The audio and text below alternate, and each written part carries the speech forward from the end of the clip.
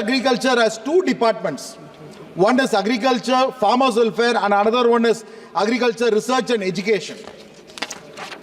Sir, if you look at the demands, the Department of Agriculture, Farmers Welfare is responsible for implementing various schemes run by the Government of India. This includes a major scheme, PM Kisan, MISS, crop insurance, RKVY and Krishnori Yojana and etc. Out of this, the PM Kisan is more interesting. The BJP government once promised in 2016 to double the farmers' income by 2022. And that is the reason the PM Kisan scheme was launched in 2019. To enable the farmers to meet their agriculture and household needs, now the government is giving 6,000 rupees in 3 equal installments every year. Okay. But is it happening rightly? As per the findings of the Controller of Audit General, CAG report, the PM Kisan scheme has been mad in many areas. They say that approximately 35% of the applications were found to be ineligible for the scheme. In certain areas, the funds have been dispersed and the recovery is happening. 0.24% of the total funds are being collected, only 0.24. These discrepancies are major flaws in the scheme. PM Kisan cash benefits given in 3 separate installments aren't for all the farmers. Since they cover those with the land, that means that the scheme excludes the significant chunk, that is nearly 5.37 crores of landless families as estimated in 2011, or 2.4 crores of people with the leased land as estimated in 2019. So these people are being left out. The Standing Committee on Agriculture 2020 noted very clearly that the Kisan scheme cannot be effectively implemented because there are a lot of lacunas there. Non-availability of land records, non-transference of land to the heirs from the deceased landholders, community-owned lands in Northeast, incorrect bank details and malfunctioning of Aadhaar connections. So the committee also observed benefits under such scheme are not available to tenant farmers because not all agricultures are landowners. As per the information provided by an unstarred question in this July 2024, no specific census or survey has been conducted to ascertain the number of landless farmers in the country. So how do you find that the Kisan scheme is a successful one? Why are we demanding more money? However, the agriculture census recorded that these kind of landless farmers are nearly around 5,31,000 people are there. They are waiting for this kind of funds. So another one is MISS scheme. The budget says that the intervention subvention scheme is increased from 18,000 crores in the revised estimates of 23-24 to 22,600 crores in 24-25 before estimates, reflecting a 22% increase. Sir, another major important flaw is the crop insurance scheme. The budget for the crop insurance scheme has seen a 3% decrease from 15,000 crores from the estimates to 14,600 crores in the budget estimate 2025. This reduction is particularly given for the frequency of climate-related disasters, which has to be increased.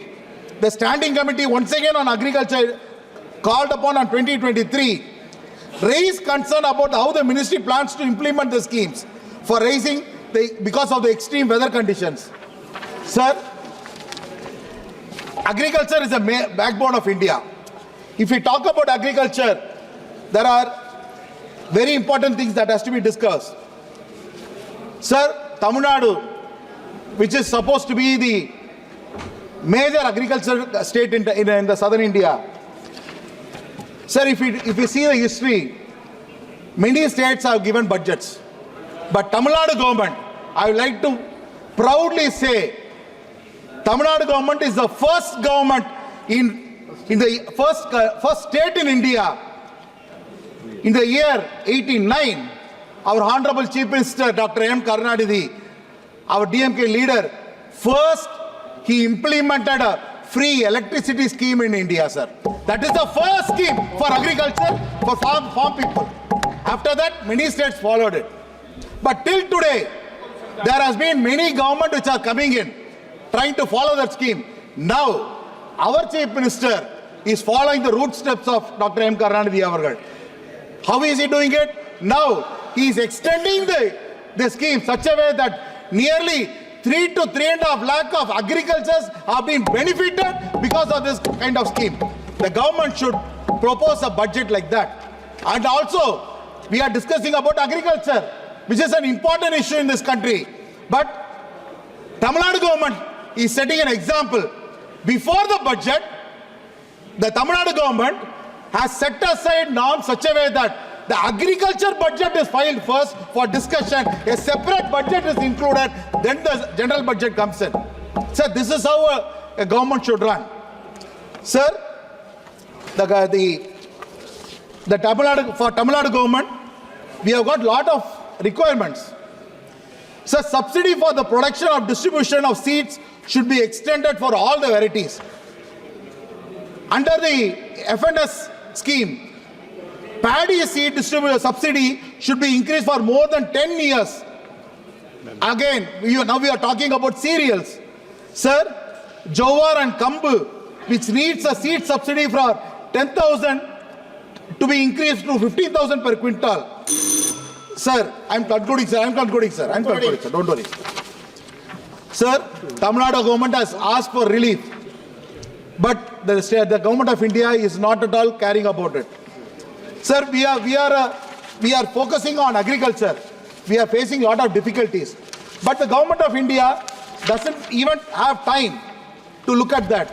Sir, the GST is laid for rice. Sir, 5% for GST on rice, which has to be reduced. Sir, 32 metric tons of wheat was allocated for Tamil Nadu, but now it is reduced. It has to be increased. Sir, request the wheat allotment to be increased. Sir, kerosene distribution, which is a major issue in Tamil Nadu, it has been reduced. Sir, I am concluding, sir. 1 minute. Sir, we are people living in hilly area, they have to be benefited. Sir, and another important thing is that whenever any government comes to power, the major thing that they are talking about is for employment. But this government, after the government came in, I don't think that there is any improvement in the employment rate. Generation. And also, one example I want to quote, sir. Please give me a minute more, sir. One example I want to quote. Sir, I have been in this August House in the last session and I have been re-elected again. But I have been fighting from the day one for installation and opening of the Vellore airport. I fought in this house and the government gave money. The airport was implemented. I am concluding, sir. Sir, during the election last time, our Honorable Prime Minister visited Vellore. He landed in the same Vellore airport. He made his arrival there. He went into Vellore district and campaigned. But till today, the airport has not seen an opening ceremony at all, sir. We are waiting for that. Sir, thank you. And also, thank you, money is being asked for defense. I am concluding, sir. Madam Finance Minister, you are allocating a lot of money for the defense. We are happy about it. But one issue I want to bring to your notice. There are a lot of ex-servicemen in the country. They are all going for treatment to medical hospitals. But in many areas, private hospitals are not giving proper treatment at all. The families which have suffered in war and they lost their organs or hand or leg or handicapped still are facing a big difficulty. Even in Vellore, lot of private hospitals are ignoring the ex-military persons for medical assistance. Okay, thank you. Sir, Honorable Member M. Srinivasa. Sir, I am concluding, sir. Last point, sir. No. Last point, I am concluding, sir. 30 seconds, you complete, please. 30 seconds. Sir, we are citizens of India. We want work with India. When we want to work with India, we want to work with the government also. But the government has to make sure they do not see Tamil Nadu as an enemy state. Okay. They have to see it Please, as a state of India. Please, Universal. Please start. Sir, Speaker, sir, please permit me to speak